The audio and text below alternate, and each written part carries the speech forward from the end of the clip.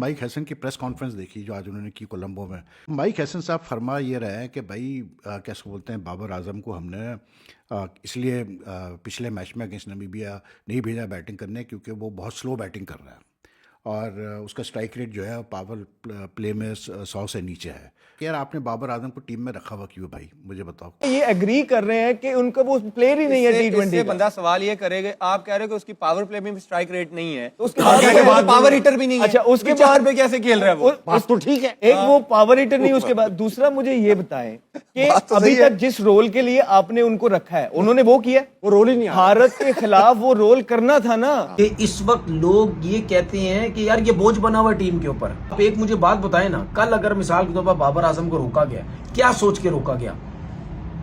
अगर वो छक्के मारने वाला प्लेयर होता तो क्या उसको रोका जाता? कभी भी नहीं रोका जाता। तो फिर मुझे यही लगता है ना कि बेइज्जत करो इसको, इतना ऐसा कुछ कर दो कि खुद ही T20 क्रिकेट छोड़ दे, खुद तो छोड़ नहीं रहा।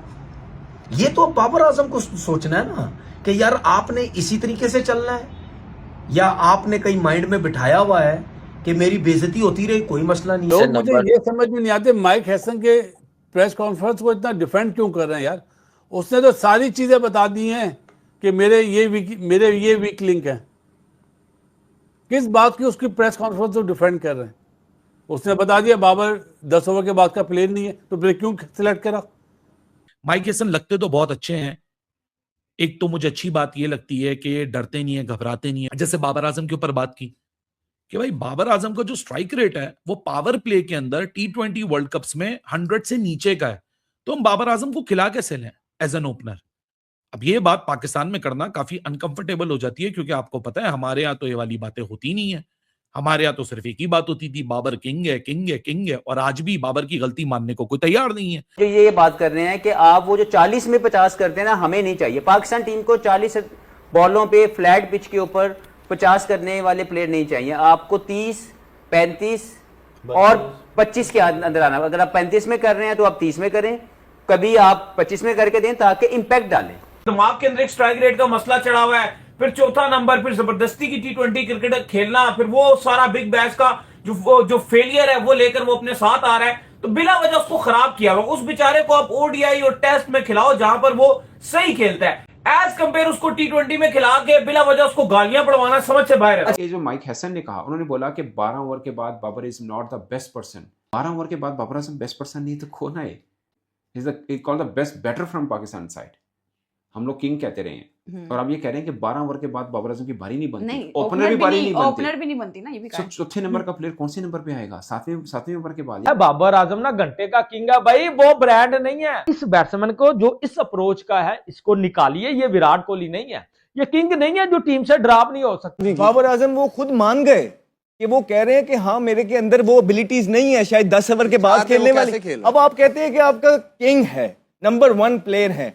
वो नंबर 1 प्लेयर वो होते हैं कि मैं पहले 10 ओवर तक जब कोई आउट हो जाए तो मैं चला जाऊं, उसके बाद मेरे में एबिलिटी नहीं है। ये कौन से नंबर 1 है?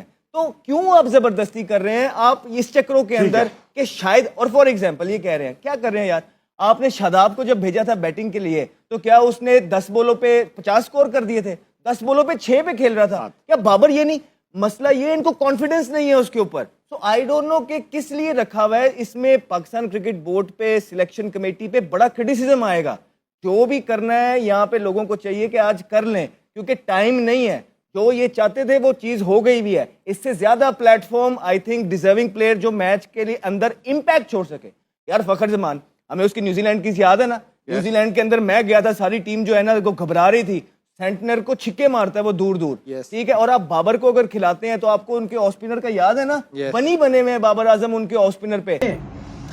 देखिए जो इस वक्त बाबर के साथ हो रहा है ना वो सही नहीं हो रहा है। मुझे नहीं समझ आती वो खुद क्यों नहीं सोच रहा। अब पता नहीं सोच रहा है या टीम मैनेजमेंट से क्या बात होती है, सिलेक्टर से उसकी क्या बात होती है, ये मुझे नहीं पता। हमें नहीं पता कि इनसाइड क्या चीजें चल रही हैं।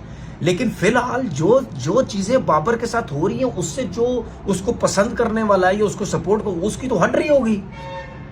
उसको तो बहुत बुरा लग रहा होगा, यार इसके साथ कर क्या रहे हो आप लोग? आप लोग तो लगता है प्री प्लान बेइज्जती कर रहे हो उसकी।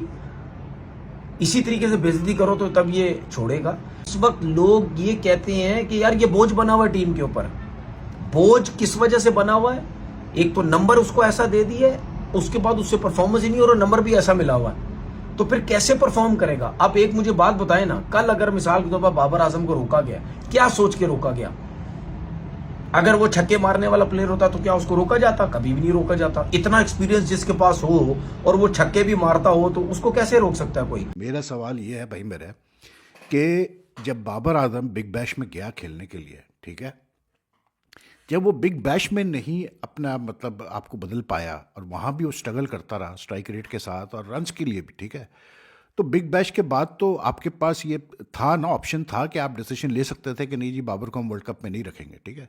अब आप एक प्लेयर को जो कि भाई उसका बहुत बुरा वक्त चल रहा है बाबर का, ठीक है, इसमें कोई शक नहीं कि बहुत ही उसका बुरा वक्त चल रहा है, partly because of his own blunders, because of other factor, जो भी कहें आप, लेकिन यार कुछ भी है, बाबर आजम हमारा साबिक कप्तान है, बाबर आजम एक नाम है, पाकिस्तान क्रिकेट का एक ब्रांड है, चाहे कुछ भी कोई कहे, हम अग्री करें ना करें, but he has a solid fan base in millions and that was proven in the big bash when he went to play there, ठीक है ना, तो उसकी अपनी एक फॉलोइंग है। No head coach has the right to do this with a senior player यार and with a former captain. Mike Hesson को किसने ये राइट दिया कि आप बैठ के बाबर आजम के बारे में आप उसको जो है फर्दर डिमोरलाइज करें, आप उसको रन डाउन करें? तो माइक हैसन के प्रेस कॉन्फ्रेंस को इतना डिफेंड क्यों कर रहे हैं यार? उसने तो सारी चीजें बता दी हैं कि मेरे ये वीक लिंक है। किस बात की उसकी प्रेस कॉन्फ्रेंस को डिफेंड कर रहे हैं? उसने बता दिया बाबर 10 ओवर के बाद का प्लेयर नहीं है, तो फिर क्यों सिलेक्ट करा? बस ये उस्मान तारिक ने बता दिया कि हम तो उसको लास्ट ओवर में बॉल करवाएंगे। हाँ, हमारी अवाम इस तरह की है, जीत जाओ तो सही है, हार जाओ तो हर चीज बुरी है। ये सारा मसला है। बिल्कुल ऐसे उसने तो ऐसी ऐसी बातें बोल दी हैं कि साइम अयूब हमारा जबरदस्त बॉलर है, शदाब जबरदस्त बॉलर है, इतना जबरदस्त बॉलर है, एक ओवर में 17 रन देके साइड लाइन हो गया। वहां पे कैप्टनसी कहाँ थी? जहां पिटाई लगी तो लाओ ना अपने वेपन को। ईशान किशन ने कितनी बॉलें खेली उस्मान तारिक की? एक भी नहीं। बस तो ये कोच लगे हुए भाई। ऐसे कमाल है यार, कमाल है पाकिस्तान में अभी। और वही सवाल था कि बाबर को नंबर 4 से भी नीचे उस दिन क्यों डिमोट किया गया, 5वें नंबर पे से फिर 6ठे नंबर पे, फिर 7वें नंबर तक बाबर की बैटिंग नहीं आई, क्यों नाफे को भेजा गया, क्यों भेजा गया क्या कहते हैं अपना शदाब खान को? तो माइक हैसन बोलता है कि बाबर को खुद अंदाजा हो गया था कि लेफ्ट आर्मर का बॉल ग्रिप होके काफी टर्न ले रहा है, तो बाबर का जाना उस वक्त बनता नहीं था। हमने नाफे को भेजा as a low cost wicket कि जाए स्मैश अराउंड करे। कहता by the time Nafay out हुआ तो फिर उसके बाद बाबर को भेजना बेकार था। अब यही बात मैं करता हूं कि भाई बाबर अपनी इज्जत ना ऊपर वाला देता है, बाबर को बहुत इज्जत मिली है, मुझे उससे कोई प्रॉब्लम नहीं है। मेरा प्रॉब्लम है कि जब आप टीम पाकिस्तान के लिए खेलते हो, आपका कोच कह रहा है कि आप पावर प्ले में 100 का भी आपका स्ट्राइक रेट नहीं है, फिर मिडिल ओवर्स की बात करो तो वहां फिर वो देख रहा है कि लेफ्ट आर्म स्पिनर आ रहा है, उसका बॉल ग्रिप कर रहा है, तो वो आपको वहां नहीं भेज रहा। फिर देख रहा है कि 13वें ओवर में विकेट गिर रही है और आखिर के 7 ओवर रह गए, अब तो यहाँ मारधाड़ कर दी, आप भी नहीं खेल सकते। अब प्रॉब्लम यहाँ ये है कि कोई भी प्लेयर जबरदस्ती नहीं खेलता। कोच ने अली साहब जो बात की, एकदम से सोशल मीडिया में भी ये ट्रेंड बनने लगा और हर जगह ट्रेंड बनने लगा। आपके जो कोच माइक हैसन है, जब उनसे सवाल किया गया कि बाबर आजम आपका बिग बैश में भी ओपनिंग कर रहे थे, लंका प्रीमियर लीग में भी ओपनिंग करते रहे, पाकिस्तान टीम की तरफ से भी ओपनिंग करते रहे, तो आप उनको ओपनिंग क्यों नहीं करा रहे? तो उन्होंने बड़ा अगर आप देखो तो स्ट्रेट फॉरवर्ड जवाब दिए। शायद मैं पर्सनली तवक्को नहीं कर रहा था कि वो इस तरह का जवाब देंगे। नहीं, वो थोड़े से स्ट्रेट फॉरवर्ड है, लेकिन उन्होंने कहा कि उनका स्ट्राइक रेट 100 से कम का है और इस वर्ल्ड कप में भी उनकी परफॉर्मेंस जो है वो 100 स्ट्राइक रेट उनका उस तरह से नहीं है। हम कैसे ओपनिंग कराते हैं? अगर हमें हमारे ये जो ओपनिंग बल्लेबाज है अगर ये नहीं भी करते तो हमारे पास और भी ऑप्शंस मौजूद हैं। लाइक वो इशारा कर रहे थे शायद फखर जमान की तरफ या ख्वाजा नाफे की तरफ, कि हम उनको ओपनिंग करवा सकते हैं अगर ये हमारी जोड़ी नहीं भी चली। अच्छा, एक और चीज, बाबर को ओपनिंग नहीं करवाएंगे। एक और चीज थी, साहिबजादा फरहान और बाबर आजम को बड़ा कंपेयर किया जा रहा था ना कि यार साहिबजादा फरहान बॉल है वो डॉट करें। हमने भी बात की, माइक हैसन कोच ने बाबर आजम के बारे में बहुत ज्यादा ही नहीं बोल दिया। उन्होंने कहा ना इसको ओपनर भेज सकते हैं, ना इसको 14वें ओवर के बाद भेज सकते हैं, 12वें ओवर के बाद भेज सकते हैं। मतलब क्या यार, मैं ना मेरे लिए उन्होंने बोला कि ओपनर इसलिए नहीं है कि उनका ना पावर प्ले के अंदर बिलो 100 स्ट्राइक रेट है, तो ये रोल नहीं है जो हम समझते हैं कि बाबर आजम को टीम को इस रोल के तौर पे जरूरत हो। अच्छा, मैं उनकी ना जो प्रेस कॉन्फ्रेंस जिसके आप जिक्र कर रहे हैं कल हुई है, मैंने जो सुना है ना, जो मुझे सेस लगा वो दो चीज़ें लगी। एक ये कि शायद हैसन को 100% ट्रस्ट नहीं है बाबर के ऊपर, और वो शायद वो आते ही वो उनको टीम नहीं में था। आ गए हैं, मतलब लाए गए हैं, जो भी समझ लें। खैर सब चाहते थे बाबर आए तो वो आ भी गए हैं, हम भी लोग बात करते थे। अगरचे बाबर की फॉर्म इतनी भी बुरी नहीं, इंडिया के खिलाफ से पहले मैच में तो रन भी किए हुए उन्होंने। बट पॉइंट इज के जो माइक हैसन ने कहा, उन्होंने बोला कि 12 ओवर के बाद Babar is not the best person to come in. मतलब 12 ओवर के बाद बाबर आजम बेस्ट पर्सन नहीं तो कौन है? He is called the best player, he is called the best batter from Pakistan side. Ahmed Shah ने बोला है बाबर आजम ना घंटे का किंग है। भाई वो ब्रांड नहीं है, वो लेवल नहीं है, वो ब्यूटी नहीं है, उसके पास कोई क्वालिटी क्रिकेट नहीं है, वो विराट कोहली नहीं है। बराए मेहरबानी मैं हाथ जोड़ के अहमद शाह पाकिस्तान का साबिक क्रिकेटर आपसे रिक्वेस्ट करता हूं, अगर आज आपने न्यूजीलैंड के खिलाफ सुपर 8 का मैच जीतना है तो भाई इस बंदे को बाहर निकाल दो। आप कोई भी चेंज कर लो, फखर जमान को ले आओ, मैं कहता हूं नाफे को ले आओ, इब्रार को वापस ले आओ, इसको ना खिलाओ, क्या फायदा है इसका? भाई 8-9 ओवर के बाद अगर इसकी बैटिंग आए तो ये तो वैसे यूजलेस हो जाता है, ठीक है, इसका तो वैसे भी टीम में कोई काम नहीं है। ठीक, नमस्कार दोस्तों, जय हिंद, वंदे मातरम। स्वागत आप सभी का हमारे एक और धमाकेदार वीडियो में। दोस्तों कल से T20 वर्ल्ड कप का जो लीग स्टेज मुकाबले थे वो खत्म हो चुके थे, और अब आज से जो सुपर 8 में क्वालिफाई किए उनके मुकाबले खेले जाएंगे, जिसमें पहला मुकाबला न्यूजीलैंड और पाकिस्तान के बीच कोलंबो में खेला जाना है। दोस्तों आपको बता दें कि न्यूजीलैंड की टीम जो काफी बेहतरीन टीम मानी जा रही है T20 वर्ल्ड कप का, उससे भिड़ेगी पाकिस्तान की टीम। और पाकिस्तान की टीम की हालत जो इस T20 वर्ल्ड कप में हुई है, हमने अच्छी तरीके से देखा है। दोस्तों हमने देखा था कि पिछले मुकाबले में भले ही ये नामीबिया के खिलाफ पाकिस्तान की टीम की अच्छी वापसी थी, लेकिन भारत के खिलाफ जो उनको बुरी हार मिली थी उसे पाकिस्तान टीम अभी भी उभर नहीं पाया। हालांकि दोस्तों कल न्यूजीलैंड और पाकिस्तान के मुकाबले से पहले पाकिस्तान के जो कोच है माइक हसन, उन्होंने एक प्रेस कॉन्फ्रेंस की है। उस प्रेस कॉन्फ्रेंस में उनको पूछा गया कि आखिरकार आपने नामीबिया के खिलाफ बाबर आजम को नंबर 4 पर क्यों नहीं भेजा, उससे पहले आप ख्वाजा नाफिर सादाब खान को बैटिंग के लिए क्यों भेज दिए? तो उन्होंने कहा कि गेंद काफी ज्यादा टर्न हो रही थी, रूस लाइक बाबर आजम नहीं है कि 12 ओवर के बाद हम उनको बैटिंग के लिए भेजे। बाबर आजम का पावर हिटिंग उतना एबिलिटी सही नहीं है। इसी साथ उन्होंने ये रिपोर्टर ने ये भी पूछा कि क्या बाबर आजम को ओपनिंग कराया जाए या नहीं, क्योंकि Babar Azam Lanka premiere league BBL में भी ओपनिंग करके आ रहे हैं, तो बाबर आजम को ओपनिंग क्यों नहीं कराया जा रहा है? तो दोस्तों माइक हसन ने जवाब देते ये बताया कि बाबर आजम का ओपनिंग में भी देखा जाए तो स्ट्राइक रेट 110 और 100 के आसपास है, इस लिहाज से बाबर आजम T20 में ओपनिंग भी नहीं कर पाएंगे। हम उनको एक रोल दिए नंबर 4 पर, अगर विकेट गिरती है तभी बाबर आजम जाकर सर्वाइव कर पाएंगे। दोस्तों आपको बता दें कि इस बात से पूरे पाकिस्तान में ट्रोलिंग होने लगा है बाबर आजम का। साथ ही साथ पाकिस्तान के कुछ एक्स क्रिकेटर भी इस पर मजाक बना रहे हैं। खासकर तनवीर अहमद ने कहा कि आखिरकार बाबर आजम को ऐसे कैसे कोई बोल सकता है? अगर आपको बाबर आजम T20 में अच्छा प्लेयर नहीं लगता तो आप उनको सिलेक्शन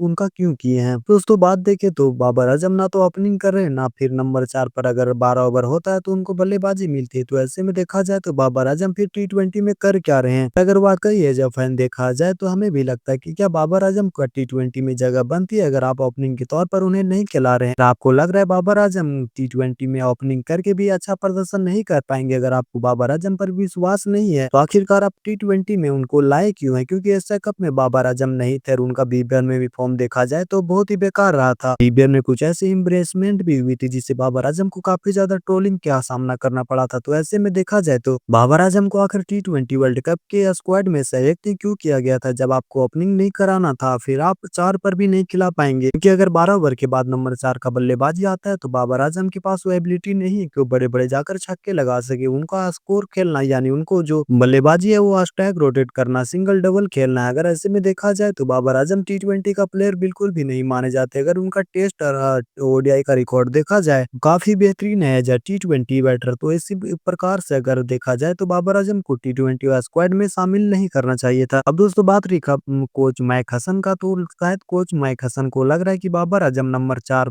पर भी अच्छी बल्लेबाजी नहीं कर पाएंगे, और शायद उन्होंने ये भी खुलकर कह दिया। अगर कोई और कोच हो तो ऐसे खुलकर नहीं बात करते, लेकिन माइक हसन ने खुलकर बोला कि बाबर आजम के पास वो पावर एबिलिटी नहीं है जो 12 ओवर के बाद वो आकर बल्लेबाजी करे, क्योंकि आखिरी के कुछ ओवरों में बड़े शॉट खेलने होते हैं, साथ ही साथ उनका पावर प्ले में भी उतना अच्छा स्ट्राइक रेट नहीं है। तो बाबर आजम को बस हम कुछ अलग रोल के लिए रखे। अगर देखा जाए तो ये रोल बस एक ही है, क्योंकि अगर जहां सामने से विकेट गिरते चले जा रहे तो विकेट पर खड़ा होना बाबर आजम का रोल है। अगर इस मानसिकता के साथ पाकिस्तान क्रिकेट खेल रही है तो कहीं ना कहीं पाकिस्तान के लिए बड़ी दुविधा बन सकती है, क्योंकि भारत के पास उस किस्म के बल्लेबाज भी नहीं है। अगर देखा जाए तो हाँ, सिचुएशन आने पर तिलक वर्मा, सूर्यकुमार यादव का स्ट्राइक रेट थोड़ी धीमी होती है, लेकिन जिस प्रकार से बाबर आजम क्रिकेट खेलते हैं भारत के पास ऐसा कोई भी खिलाड़ी नहीं है जो उस प्रकार से बल्लेबाजी करे, क्योंकि बाबर आजम का स्ट्राइक रेट काफी लो है। तो इस हिसाब से देखा जाए तो पाकिस्तान के पास बाबर आजम को T20 में सिलेक्ट करने का कोई बस एक ही रीजन था कि वो विकेट गिरती है तो बाबर आजम आके संभालेंगे। वैसे दोस्तों आपको क्या लगता है, क्या बाबर आजम को T20 वर्ल्ड कप के स्क्वाड में पाकिस्तान की टीम शामिल करके सही किया या नहीं, कमेंट करके जरूर बताएं। और वीडियो पसंद आया हो तो वीडियो को लाइक और चैनल को सब्सक्राइब जरूर करना। दोस्तों वीडियो देखने के लिए धन्यवाद। मिलता आपसे एक और अगले वीडियो के साथ।